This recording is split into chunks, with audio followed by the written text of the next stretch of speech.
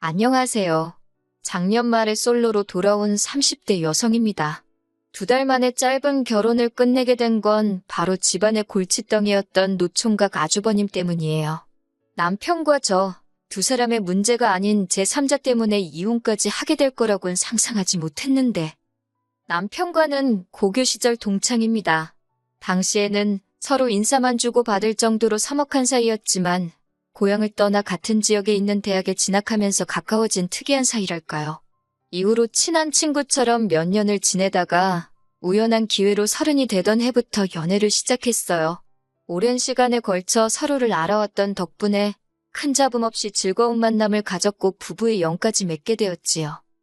다만 같은 고향 출신이라고는 해도 이렇게 표현해도 될지 조심스럽습니다만 가족관계나 경제적인 부분에 있어서 약간의 차이는 있었어요.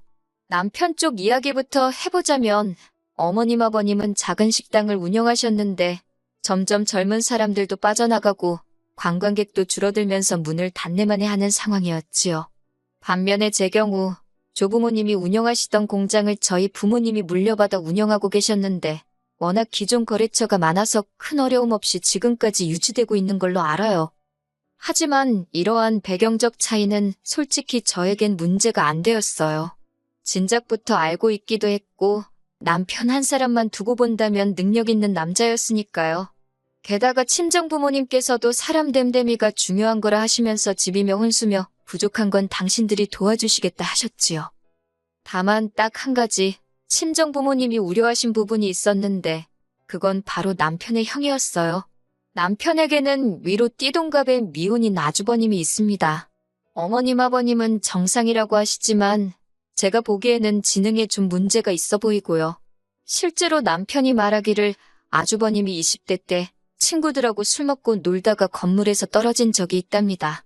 다행히 높은 층수는 아니라서 몇 군데 부러지고 말았지만 문제는 이후로 아주버님이 감정 조절을 잘 못하신다고요.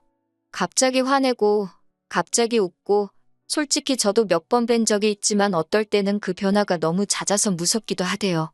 심지어 한 번은 그 화를 참지 못하고 제 앞에서 어머님 손목을 비튼 적도 있었고요.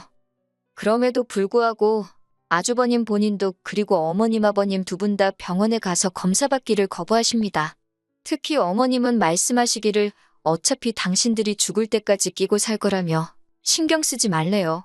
저희한테 짐되는 일은 없을 거라면서 솔직히 좀 꺼림직하긴 했지만 제가 남편하고 결혼하는 거지 아주버님하고 결혼하는 것도 아니고 그리고 늦었지만 그래도 돌이켜 생각해보면 어머님 아버님 댁이 워낙 멀다 보니 자주 보고 살 수 있는 상황도 아니니까 아주버님에 관한 일에 한해서는 못 본 척, 모르는 척 눈 감고 살면 된다고 스스로 합리화를 했던 것도 같아요. 한편 저희 둘의 결혼식은 무사히 이루어졌습니다. 남편이 모은 돈 5천에 제가 모은 돈 7천이 있었는데 친정아버지가 서울에 작은 아파트를 사주시면서 하시는 말씀이 제 돈은 비상금이다 생각하고 가지고 있으라고요. 그래서 그 돈은 은행에 맡겨두고 남편에게는 비밀로 했네요. 한편 집 문제가 해결되었으니 남은 건 결혼식과 혼수였는데 결혼식은 양가에서 반반씩 부담해 주셨습니다. 그렇다 보니 남편이 해결해야 할 일은 혼수밖에 없었어요. 그런데 이 무렵 어머님이 연락을 해오셔서는 뜬금없이 당신 주변 분들이 아들 장가 보내면서 이걸 받았네, 저걸 받았네 그런 이야기를 하시더군요. 솔직히 저도 나이가 30이 넘었는데 왜 그런 말씀을 하시는지 당연히 눈치를 챘지요. 그래서 뭐가 필요하시냐 하니까 명품백을 말씀하십니다. 솔직히 황당하더라고요. 제가 집을 해오는 마당인데 표현은 못하시더라도 속으로 고마워하실 줄 알았거든요. 그런데 그 와중에도 저한테 뭐 하나 받고 싶어 하시다니 이걸 귀엽게 받으려야 어째야 하나 싶대요. 어머님은 저에게 남편에겐 말하지 말라고 신신당부를 하셨지만 제가 왜 이런 골칫거리를 혼자 끌어안고 가야 하나 싶어서 남편에게 다 털어놓았습니다. 그랬더니 남편이 정말 미안하다며 어머님이 시골분이라 생각하시는 게 고리타분하다나요? 어이가 없어서 저희 부모님은 뭐 도시분들이라서 보이는 게 없어서 사위가 아무것도 안 해오는데 턱하니 집 사주고 그러시겠어요? 하지만 그런 얘기 해봤자 서로 마음이나 상하지 싶어서 그렇게까지 따지진 않고 그래서 어쩌자는 거냐 물었습니다. 그랬더니 남편이 어머님 가방은 자기가 모은 돈으로 사드리겠대요. 어머님한테는 제가 사드린 걸로 하고요. 솔직히 이런 남편의 방법이 마음에 쏙 드는 건 아니었어요. 5천을 모아온 것도 많은 건 아닌데 거기서 다시 한 500만 원은 빠진다는 소리였으니까. 하지만 자기 딴에는 고민 끝에 내놓은 해결책이었을 테고 아무래도 사람이 돈 문제에 예민하잖아요. 행여 남편 자존심이라도 상할까 싶어서 더는 타박하지 않고 그냥 그렇게 하라고 했습니다. 뭐 또 생각해보면 아들이 엄마 선물해주는 건데 해주는 사람이 기분이 나쁘겠어요? 받는 사람이 나쁘겠어요? 안 그런가요? 하지만 어머님의 억지는 여기서 끝이 아니었습니다.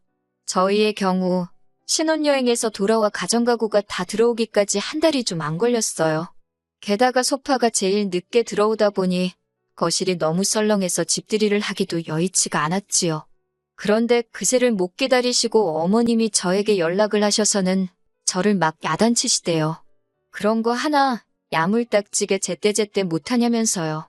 솔직히 제 입장에선 억울한 게 남편이 여기저기 분산시켜 놓은 돈을 끌고 오고 어쩌고 하느라 혼수 사는데 시간이 많이 지체되었거든요.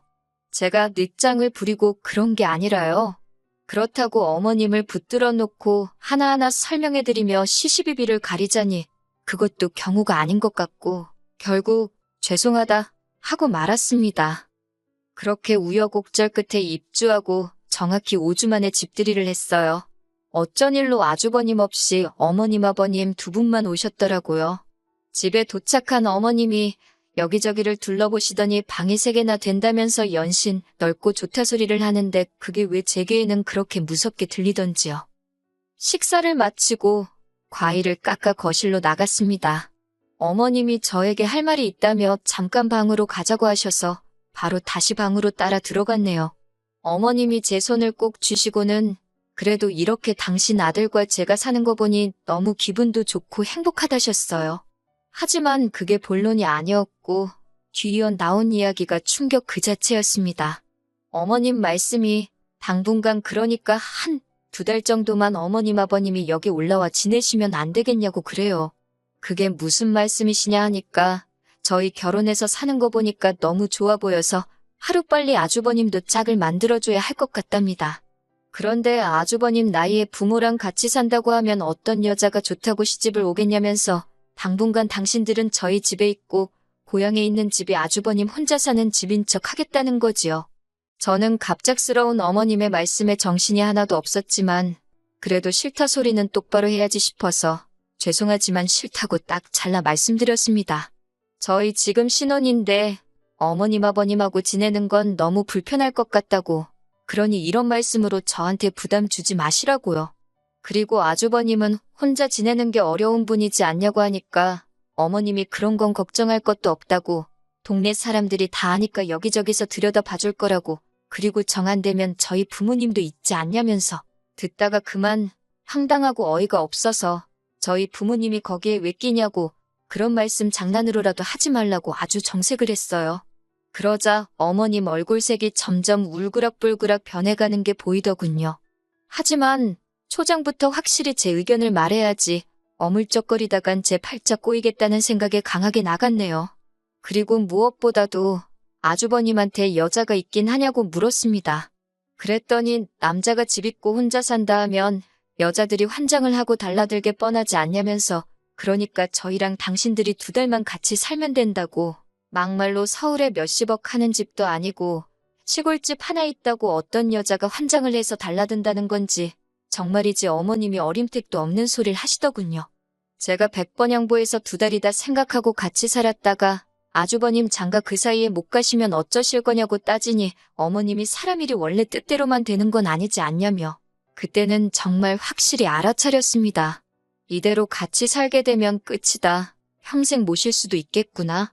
정말이지 여러 가지로 별의별 생각이 다 들어서 무조건 죄송하다 못 들은 이야기로 하겠다 하고 방에서 먼저 나와버렸어요. 그런데 더 충격적이었던 건 제가 방에서 나오는 순간 남편과 아버님 2사람하고 다 눈이 마주쳤는데 둘 다 제가 안에서 어머님하고 무슨 이야기를 나눴는지 이미 알고 있다는 표정이었다는 거예요. 아버님이야 어머님 남편이니 그렇다 쳐도 남편이 뻔히 어머님의 계획을 알고 있었으면서 저와 상의 한마디 하지 않았다는 사실에 큰 배신감과 분노까지 들더군요. 결국 집들이는 엉망이 되었고 어머님은 남편더러 어디서 저런 매정하고 피도 눈물도 없는 애를 데려왔냐며 악다구니를 쓰시곤 돌아가셨습니다. 제가 남편더러 할 말이 없냐니까 미안하다고 하지만 자기한텐 형도 소중하고 저도 소중해서 뭐라고 말해야 할지 모르겠더라나요. 이렇게 우유부단한 사람이었나 싶은 게 말도 못하게 실망스러웠어요. 그리고 그날 이후로 한동안 어머님은 연락이 없으셨습니다. 솔직히 제 입장에선 오히려 편하고 좋았어요. 못된 며느리라고 욕하실 수도 있지만 쭉 이렇게 살아도 막말로 전 손해볼 거 없다 싶었지요. 그런데 제 기대는 얼마 못 가 박살이 났습니다. 하루는 어머님 아버님이 연락도 없이 무턱대고 저희 집에 찾아오셨거든요. 하시는 말씀이 돈을 달랍니다. 저기 어디 외국 여자랑 결혼시켜주는 회사가 있다면서 거기다 4천만 원을 주면 젊은 여자로, 그것도 하시는 말씀이 저를 쳐다보시면서 너보다도 젊은 여자로 데려올 수 있다고 그러시는 거예요. 솔직히 상대해줄 가치도 못 느껴서 그래서요 라고 짧게 되물었습니다. 그랬더니 저 때문에 지금 아주버님이 장가를 못 가게 생긴 거나 마찬가지 아니냐며 그러니까 저더러 책임을 져야 할 거 아니냐고요. 4천만 원 네 친정에 얘기해서 달라고 해라. 네가 불편하면 내가 만나서 한다 하시는데 남편은 말로는 어머님더러 그게 무슨 소리냐고 그러지 마시라 하긴 했지만 딱 보면 보이잖아요. 저게 진짜로 말리는 건지 나 보라고 쇼하는 건지. 근데 쇼더라고요. 저는 어머님더러 어머님 아들이 저한테 장가 올 때 꼴랑 5천만 원 들고 온 건 아시냐. 5천만 원 가지고 어머님이 좋다 하는 이 방색의 아파트 서울에서 가당치도 않다고 단호하게 얘기했어요. 그나마 제가 어머님 아들을 사랑한다는 이유로 이렇게 데리고 살고 있는 거라고. 어머님 어디 저한테 돈 맡겨놓으신 거 있냐고 조목조목 따지기도 했지요. 그러자 어머님도 더는 하실 말씀이 없으셨는지 저더러 다짜고짜 싸가지가 없답니다. 너네만 잘 살면 그만이냐고. 불쌍한 네 아주버님은 평생 저렇게 살다 죽으라는 거냐고 저한테 악다구니를 쓰셨고요. 하지만 왜 저한테 그러시는 건지 이해도 안 되고, 그래서 아주버님이 결혼을 하시든 혼자 사시든 저는 모르겠다고 왜 저한테 그러시냐고 되물었지요. 그러자 남편이 저더러 잠깐 얘기 좀 하자며 안방으로 들어갔습니다. 남편이 저더러 그렇게까지 말할 필요 있냐면서 일단은 어머님 달래서 내려가시게 하는 게 중요하지 않겠냐고 해요. 얼렁뚱땅 넘어갈 생각하지 말라고. 당신 지금 무슨 생각하고 있냐고 제가 몰아붙이니 남편이 깨갱하며 하는 말이 그러니까 두세 달만 어머님 아버님하고 일단 같이 살아보자입니다. 그리고도 그 사이에 아주버님이 장가를 못 가시면 우리는 할 만큼 한 거니까 그땐 좀 더 당당히 싫다 할 수 있지 않겠냐고요.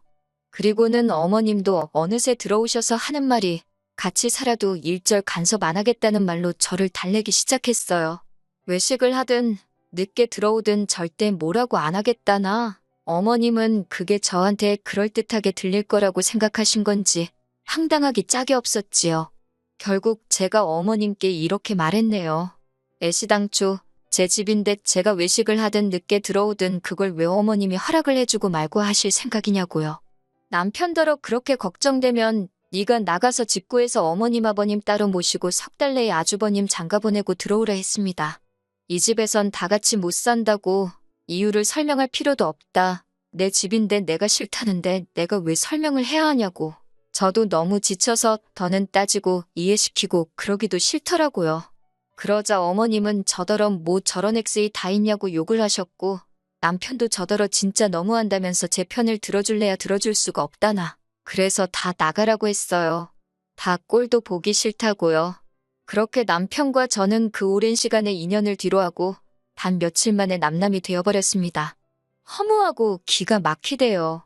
어머님은 저희가 칼로 물베기 같은 싸움을 했다고 생각하셨는지 저희가 완전히 갈라서기로 했단 소식을 전했을 때 거의 기절 직전까지 가셨던 모양이에요. 아들 하나 더 장가 보내려다가 이게 웬일이냐면서 어머님 본인의 말씀에 따르면 가슴에 피멍이 들 만큼 스스로를 치셨다며 저더러 마음 풀나셨지만 이상하게도 그런 이야기를 들을수록 제 마음이 차게 식더라고요. 친정 부모님께서는 그래도 아니다 싶었을 때 빨리 그만두는 것도 용기라면서 저에게 기죽지 말라셨습니다. 친정어머니가 어떻게 보면 네 남편이 그 집 기둥이 아니냐며 남의 집 기둥은 함부로 빼오는 게 아니라고요. 친정아버지도 돈 같은 건 있는 집에서 더해주면 해결될 줄 알았는데 하시며 생각이 많으신 눈치였고 아무튼 자식으로서 못 보일 꼴 보여드린 것 같아 지금도 죄송스럽기만 합니다. 앞으로 즐겁고 행복하게 사는 모습만 보여드릴 수 있도록 더 힘내야겠지요.